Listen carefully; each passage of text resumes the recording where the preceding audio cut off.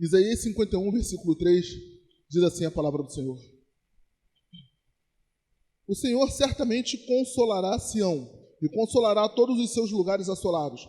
Ele fará o seu deserto como Éden e todos os seus ermos como o jardim do Senhor. Alegria e contentamento se acharão nela, ações de graças ao som de cânticos. Amém? Os irmãos podem se assentar. Bom, o contexto dessa palavra, desse capítulo, é algo altamente profético, onde, embora a palavra esteja sendo direcionada ali para o povo de Israel que estava preso, que estava cativo, essa palavra ela tem muito a ver com os dias de hoje.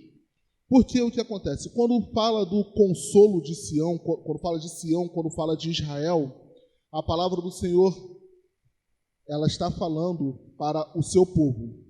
Existe Israel nação, existe Israel país, o Estado, e existe o Israel do Senhor. E esse Israel é a igreja de Deus. Nós somos o Israel do Senhor. Amém? E ao falar nisso, então, vemos que a palavra do Senhor está falando para a igreja, e eu queria focar na seguinte expressão: Ele fará o seu deserto como Éden, e os seus ermos como o jardim do Senhor. Lembrando que essa palavra está falando sobre o fim dos tempos, então por que ele usa essa questão do Éden? Porque ele fala de algo que surgiu lá do início. Já que a gente está falando do fim dos tempos, a gente está falando da redenção da igreja, se a gente está falando do encontro com o Senhor nos ares, a gente está falando do Apocalipse, do fim da trajetória da igreja na terra, por que ele usa o Éden?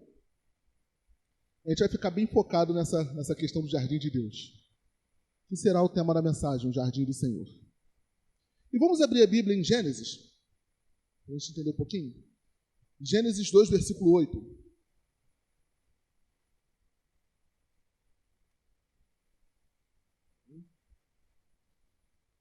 Vamos falar da criação. Gênesis 2, 8. E depois, Gênesis 3, versículo 23.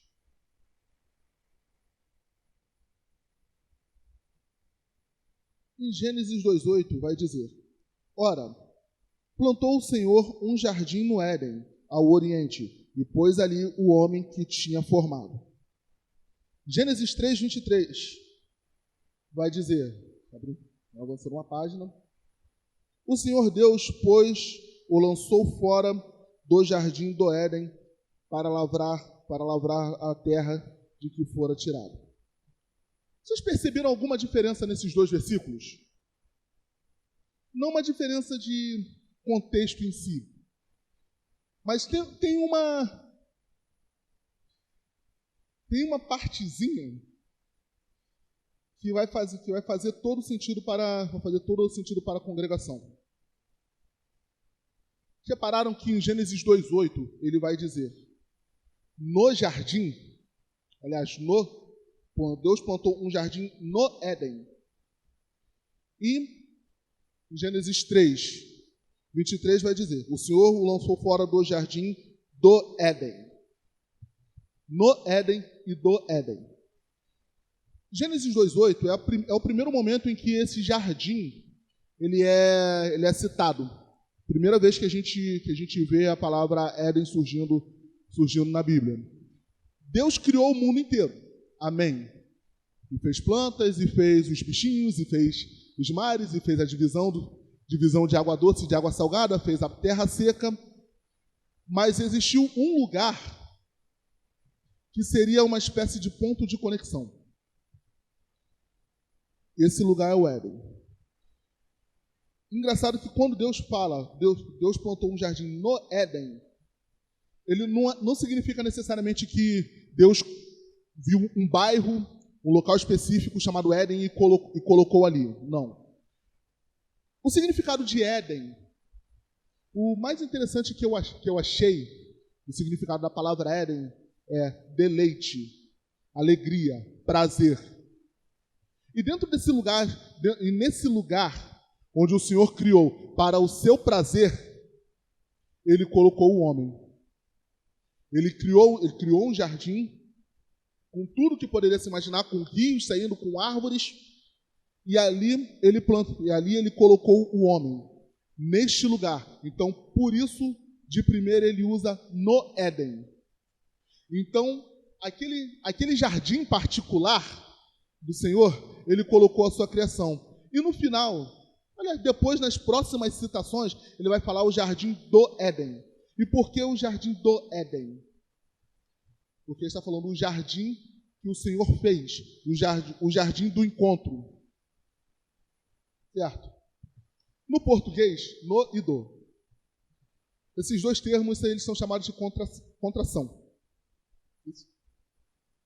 Contração. O primeiro fala no Éden, significa. A contração no quer dizer o quê? Em, a preposição em, mais o artigo o. Alguém de português, hein?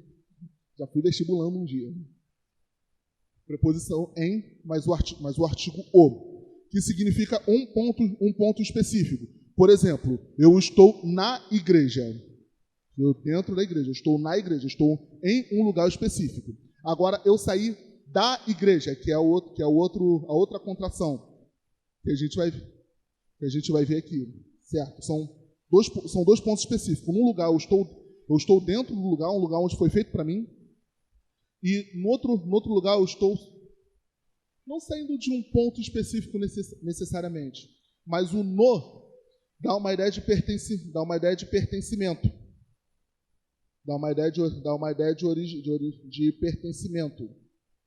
certo?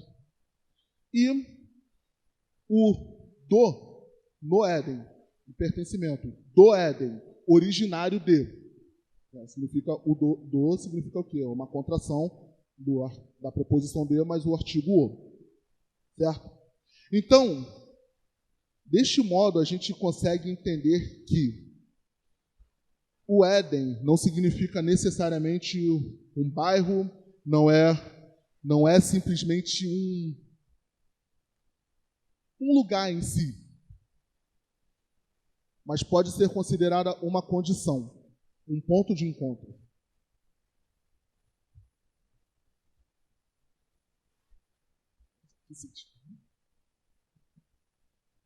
O Éden significa um ponto de encontro.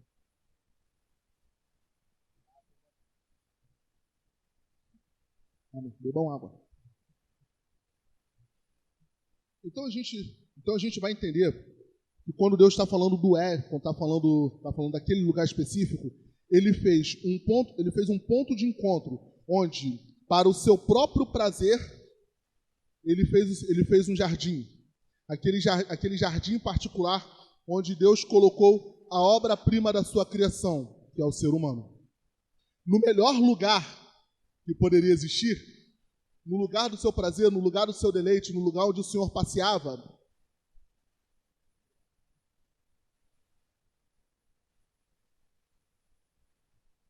no lugar do seu deleite, no lugar do seu prazer, onde o Senhor passeava, ele colocou ali o homem. E toda tarde, como todos nós sabemos, na viração do dia, existia um encontro, onde o Senhor ia ver o seu jardim, onde o Senhor conversava com a sua criação. E sabe que eu acho interessante, fazendo uma associação um pouco fora da Bíblia. Mas lembro quando eu era pequeno, há muito tempo atrás, não tanto tempo assim, né? Mas lembro quando eu e meu irmão éramos pequenos, meus pais saíam para trabalhar e eles, antes de sair, ditavam toda a regra: não mexa com fogo, não briguem, não vão para a rua, não abram o portão para ninguém. Quando eu chegar, eu quero ver a casa toda arrumada, eu quero ver isso arrumado, fazer isso, quero ver o seu dever todo arrumado. E quando eu chegar, eu vou conferir tudo. Na minha imaginação, é mais ou menos isso que Deus fazia. Porque a primeira missão que Deus colocou para o homem foi para que ele cuidasse da terra. Foi para que ele cuidasse da terra, para que ele lavrasse a terra, para que ele tomasse conta da esposa, para que ele colocasse o nome nos animais, e no final do dia, o Senhor chegava e eles conversavam. No final do dia, eles viam, o Senhor ia para o seu lugar de prazer, do seu lugar de alegria, e falava com o homem. Interessante isso. Éden é o ponto de encontro. Éden é o ponto de conexão do homem com Deus. O Éden foi criado para isso. E a gente pode ver na palavra de Deus muitas figuras do Éden. A gente não precisa abrir as referências necessariamente, mas, por exemplo, lembram da passagem quando o rei foi procurar Eliseu e mandou os seus servos atrás de Eliseu, e Eliseu ele não queria atender o rei. Mas antes de Eliseu atender, ele disse: chamem o tangedor, chamem um músico. E o detalhe é que foi só um músico, não era um cantor, foi um músico instrumentista. Interessante. E depois que o tangedor, o músico, né, a palavra de Deus fala que era o arpista, em algumas versões, depois que o arpista tocou, começava a tocar, aquilo trazia paz para Eliseu, e Eliseu entregava a sua profecia para o rei. Outro ponto de conexão, a gente pode ver, por exemplo, lembremos da parte na derrubada das muralhas de Jericó. 7 voltas durante 7 dias, e depois no último dia, 7 voltas, e todo mundo tocando a trombeta, e tocando ao som da trombeta, ao som dos tambores. No final das contas, o muro caiu, o Senhor se manifestou ali. Outra figura de Éden, outra figura de ponto de conexão, que é bem interessante, a passagem do filho pródigo, onde no final de tudo, o filho volta, e obviamente aquilo ali a gente está falando de figuras, mas o filho volta para casa, e o pai recebe o filho e faz a festa, ele se alegra, ele se deleita. O ponto de conexão do pai com o filho. Certo? E a gente pode ver algumas coisas bem interessantes quando a gente fala do jardim de Deus, nesse lugar de deleite. Porque o que acontece? Ali era o ponto de conexão do homem com Deus, como a gente falou. E ali tem algumas figuras dentro desse jardim também, que da mesma forma que naquele ponto de conexão existia ali coisas naturais, como por exemplo a questão do rio e a questão das árvores, da mesma forma também o Senhor age em nós quando nós estamos conectados nele. Em João 15, versículo 4 e 8, a gente vai ver aqui alguma representação. De quando estamos conectados em Deus. A palavra de Deus fala que no jardim haviam muitas árvores frutíferas, árvores de todos os tipos de espécie haviam naquele jardim para o consumo do homem. Haviam bastante árvores frutíferas. E a palavra de Deus vai dizer aqui em João, capítulo 15, do 4 ao 8. Permanecei em mim, e eu permanecerei em vós. O ramo de si mesmo não pode produzir fruto se não estiver na videira.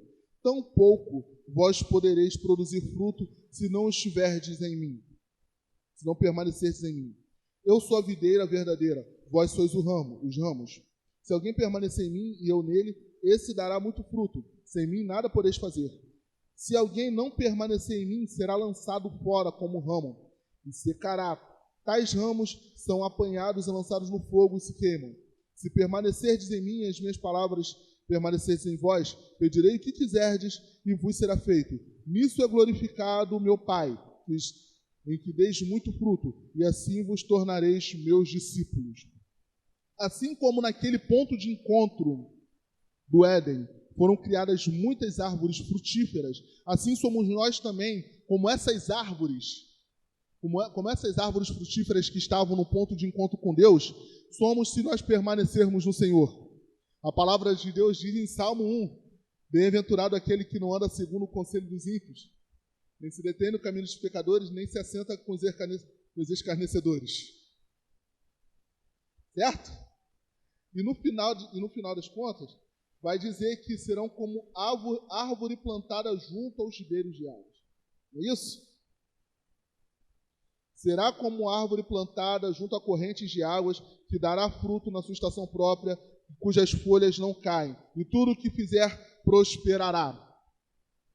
Então, se nós estamos conectados em Deus, iremos dar frutos na presença do Senhor.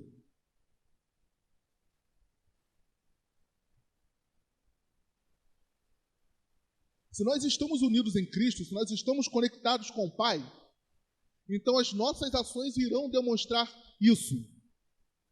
E quer ver uma outra figura também que existia dentro daquele jardim? A palavra fala que naquele jardim, a palavra fala que ali, naquele ponto de conexão, fluíam rios de águas vivas. Fluíam 4 rios específicos. E o que a palavra vai dizer em João 7? João 7, versículo 38. O que a palavra vai dizer sobre isso? É versículo que a gente conhece bem. Vai falar, quem crê em mim, como diz a Escritura, do seu interior fluirão rios de águas vivas. Esses rios nós sabemos que é a palavra de Deus. Esse rio a gente sabe que é a palavra do Senhor. Portanto, se nesse ponto da mesma maneira que no Jardim do Éden existiam rios, assim dentro de nós fluirão rios da palavra do Senhor se nós estivermos conectados com o Pai, se nós estivermos juntos com Ele. Da mesma forma, a palavra de Deus fala em João 7,38 que ela nos mostra que se estivermos conectados em Cristo, estes mesmos rios fluirão de nós. A palavra de Deus fluirá de nós se nós estivermos juntos com o Pai. A palavra de Deus fluirá de nós se nós estivermos verdadeiramente conectados em Deus. Sabe? Muitas vezes a gente pode pensar que a gente pensa às vezes que o jardim era só um lugar e não era. É uma condição. Essa condição que Deus quer para nós. Antes eu sempre falava, em particular eu pensava, e se no final das contas a proposta de Deus fosse para que a gente voltasse para o Éden, experimentando da árvore da vida? Eu pensava, e se fosse isso? Hoje eu tenho certeza. É um ciclo que nós estamos vivendo. Essa humanidade nada mais é do que um ciclo. A gente pisca, os dias passam. Quando a gente menos percebe, os anos já passaram. E ontem a gente era criança, hoje nós já somos adultos. Ontem nós estávamos na escola e hoje nós temos as nossas responsabilidades dentro dos nossos lares. Sim. Embora para a gente, às vezes, os anos possam parecer demorar, 80 anos pode ser muita coisa, para Deus se dissipa como vapor. E no final das contas, o nosso dia se dissipa. Os nossos dias vão-se embora, os nossos dias acabam rápido. E daqui a pouquinho nós não estaremos mais nessa terra. Daqui a pouquinho, ou o Pai voltará para nos buscar, ou nós tornaremos para Ele. E assim pode se encerrar esse ciclo. Apocalipse 2, versículo 7, vai dizer o seguinte: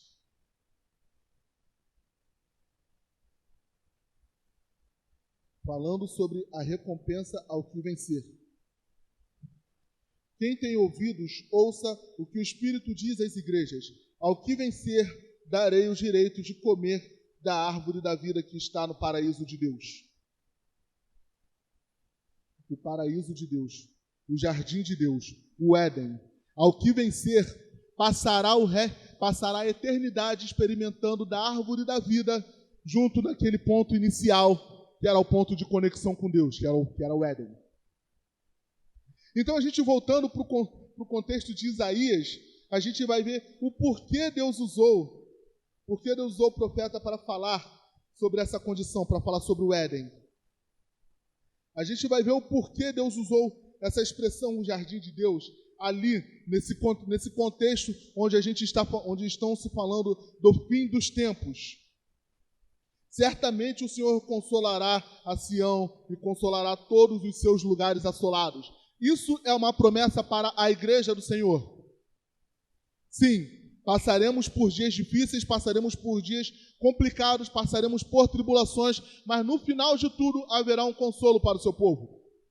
Assim como houve um consolo, como houve a terra prometida para o povo de Israel, que caminhou durante 40 anos, assim haverá descanso, haverá consolo para aqueles que estiverem em Cristo, para aqueles que permanecerem conectados com o Pai, para que no final de tudo a gente volte à conexão inicial, para que no fim de tudo a gente volte ao projeto inicial, que é ser a imagem e semelhança do nosso Deus. Aleluia! Ele fará do seu deserto como Éden e dos seus ermos como o jardim do Senhor, ou seja, os nossos corações. E agora falando não de uma forma congregacional, mas de uma forma individual. Os corações que antes poderiam estar devastados, longe da presença do Senhor. Corações que estavam antes longe de Cristo, estavam antes longe do Pai. Terras secas. O Senhor tem consolo, tem transformação, tem vida para aquele que se voltar para Ele. O Senhor tem restauração para aquele que se conectar com Ele. Aleluia. E os seus ermos, as suas partes mais desertas, serão como um jardim do Senhor, que produzirão frutos. Serão como o lugar de onde Deus tem prazer. E sabe uma figura que pode ser o Éden? Os nossos corações. Deus quer habitar dentro de nós.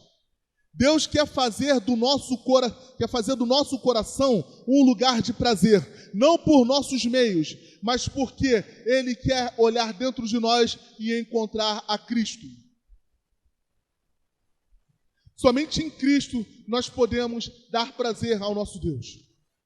Somente em Cristo nós podemos dar alegria ao nosso Pai, porque somente Cristo tem o poder para nos transformar. E através da fé em Cristo, através do arrependimento dos nossos pecados, Ele coloca um selo em nós, e esse selo é o Espírito Santo do Senhor. No fim das contas, o fim do ciclo é a gente voltar para o Pai. O fim do ciclo é a gente voltar para o Senhor. Alegria e contentamento se acharão nela.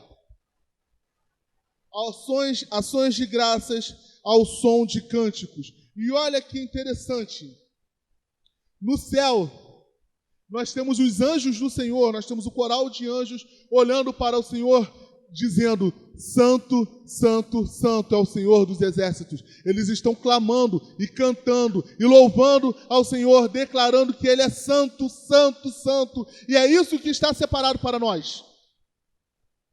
É isso que está separado para nós. Não mais tristeza, não mais dor, não mais choro, porque as primeiras coisas já são passadas. Aleluia! E para sempre viveremos em ação de graça com o nosso Deus.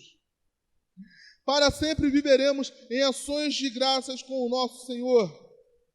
Sim, Ele fará do seu deserto como Éden. Ele fará dos corações que antes eram terras secas. Ele fará um lugar de alegria, um lugar onde Ele tem prazer em estar.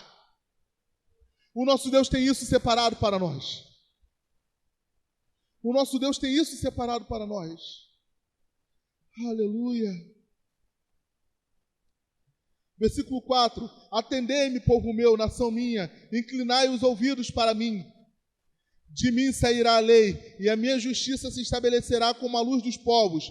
Perto está perto está a minha retidão, vem saindo a minha salvação, e os meus braços julgarão os povos, as ilhas me aguardarão e no meu braço espiarão. Levantai os vossos olhos para os céus e olhai para a terra, porque os céus desaparecerão como fumaça e a terra se envelhecerá como um vestido, e os seus moradores morrerão como mosquitos. E a minha salvação, porém, durará para sempre, e a minha retidão jamais falhará. Viveremos para sempre no reino de justiça com nosso Pai. Viveremos para sempre no reino de justiça. Viveremos para sempre junto com o nosso Deus. A minha retidão jamais falhará. Aleluia. Precisamos inclinar os nossos ouvidos para o nosso Deus. Precisamos inclinar os nossos corações para o nosso Deus. Precisamos voltar os nossos corações verdadeiramente para o Pai. E não nos contentarmos em ser meros frequentadores de cultos. O Senhor procura adoradores que adoram ao Pai em espírito e em verdade. Essa outra conexão do Éden. O Senhor quer verdadeiros adoradores. O Senhor quer verdadeiros servos. Sim. O desejo do Senhor é que a gente volte a esse jardim da inocência. Bem-aventurados os puros de coração, porque esses verão a Deus. É a palavra do Senhor quem diz isso. Quem diz isso foi o Senhor Jesus. No final das contas, o Senhor quer que a gente volte ao estado de inocência. No final das contas, no fim do ciclo que nós vivemos, Deus quer que a gente torne para o Pai. Deus quer que a gente se volte para Ele. E o que Deus quer é fazer com que aquele projeto inicial, para que a gente foi feito, para sermos imagem e semelhança dEle, Ele quer que esse projeto inicial volte. E ali no fim de tudo, a gente volte à nossa inocência. Sabe, quando estivermos pessoalmente com o nosso Deus, o pecado não será mais opção. E se hoje a gente sofre com pecado, se hoje a gente sofre com tentações, se hoje a gente sofre com provações, no final de tudo, o pecado não será mais uma opção. Ele não existirá mais. Haverá um novo céus e novas terras, novos céus e nova terra. E o mar já não existirá. Nossos corpos serão transformados e seremos glorificados junto ao Pai. Essa carne maldita não existirá mais. E Deus nos chamará por um nome no qual somente a gente sabe. E a gente saberá no dia que nome será chamado. Deus tem uma nova vida para aqueles que estiverem conectados com Ele aqui. Deus tem um novo céu, Deus tem um novo lar para aqueles que estiverem conectados com Ele aqui. Porque no final de tudo, a vida eterna é que conheçam a Cristo. Como diz em João 17, versículo 3, que a vida eterna é que conheçam a Cristo e conheçam o Pai que o enviou. A vida eterna é que a gente volte para o jardim, que a gente volte para o jardim da inocência, que a gente volte para o jardim de Deus, para que a gente experimente para sempre da árvore da vida. Essa é a vida eterna. Vão haver ruas de ouro? Sim. E vão haver muitas outras coisas que a gente não conhece. Vai haver descanso, vai haver paz, vai haver conforto, vai haver consolo. Mas o paraíso só é paraíso porque Cristo está lá. Porque a árvore da vida está lá. A promessa não é necessariamente para que a gente ande em ruas de ouro. A promessa não é necessariamente para que a gente mergulhe em rios de cristal. Mas a promessa é para que a gente coma da árvore da vida. A promessa é para que a gente permaneça para sempre com o nosso Senhor. Essa é a promessa. Esse é o lar. Esse é o lar que o Senhor tem preparado para nós. A promessa é que a gente deixe de viver uma vida pecaminosa. A promessa é para que o mal deixe de existir. É para que essa carne maldita seja dissipada e a gente viva eternamente com o nosso Senhor. Sim, meus irmãos. O deserto da nossa alma não existirá mais, porque nós estaremos em uma conexão eterna com o Senhor. Nós estaremos com uma conexão eterna com o nosso Deus. Não haverá mais dor, não haverá mais choro, nem pranto, nem morte, nem rancor. Viveremos juntos com o Pai. Viveremos juntos com o Senhor para todo sempre. Aleluia. Voltaremos ao jardim. Voltaremos ao ponto inicial de conexão. Voltaremos ao propósito inicial. É isso que nós queremos? Ou é isso que nós deveríamos querer? Sabe? Deus, a promessa de Deus é para aqueles que guardarem os mandamentos do Senhor. Aquele que tem meus mandamentos e os guarda, este é o que me ama. E se alguém me amar, será amado do meu Pai, e eu me manifestarei e me revelarei a Ele. O Senhor Jesus disse isso. O Senhor disse que se manifestará para aqueles que guardarem a palavra do Senhor. Irmãos, sabe de uma coisa? Eu quero voltar para esse jardim. Eu quero experimentar da árvore da vida. Esse mundo está muito errado. E a cada dia que passa, o ser humano tem feito o mesmo exercício de andar para distante do Senhor. De andar em direção oposta ao jardim. O mundo está virando do avesso. O mundo está virando do avesso. E a cada dia que tem passado, o ser humano tem entristecido mais o coração do Senhor. E sabe,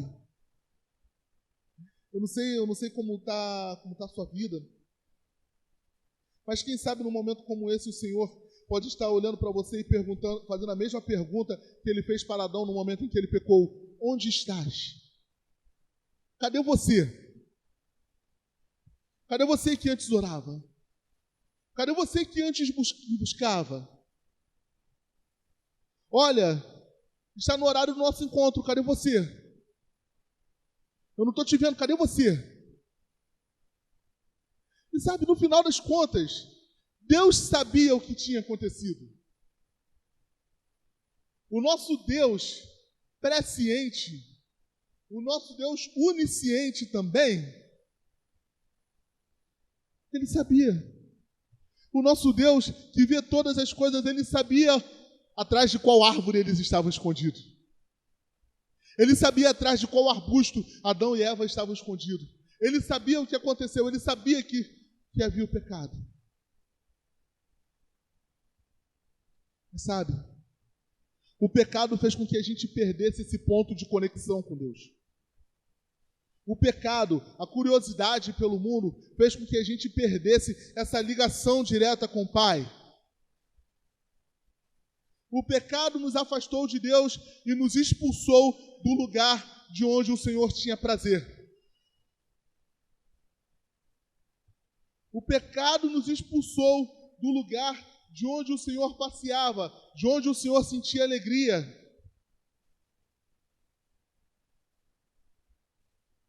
Onde estás? E quem revelou para você que você está nu? Ah, Deus, foi a mulher. Ah, Deus, foi a serpente. Onde estás? Onde estás?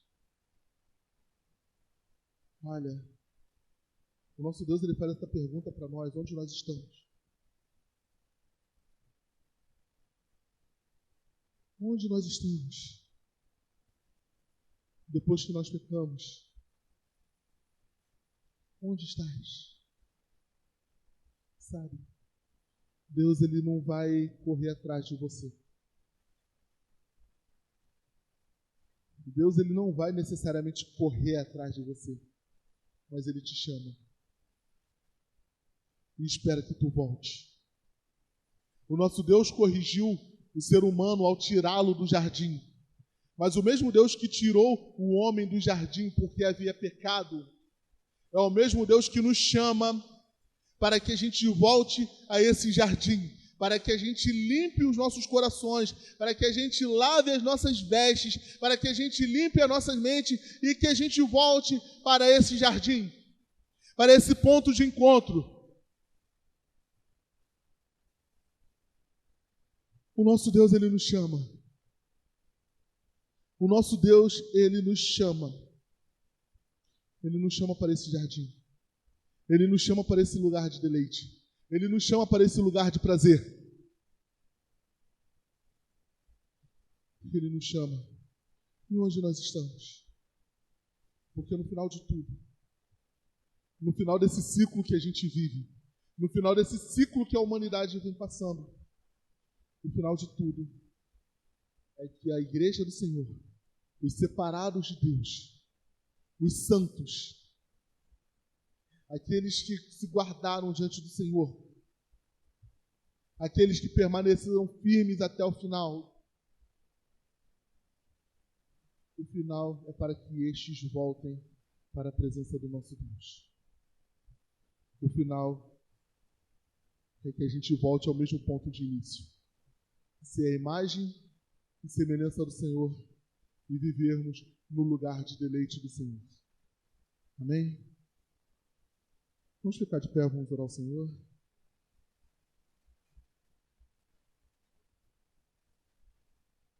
Sabe, o Senhor quer voltar. O Senhor quer que a gente tenha comunhão de novo com Ele. O Senhor quer que a gente viva novamente para Ele. O Senhor quer que a gente torne para Ele. O Senhor quer que os nossos corações se tornem para Ele.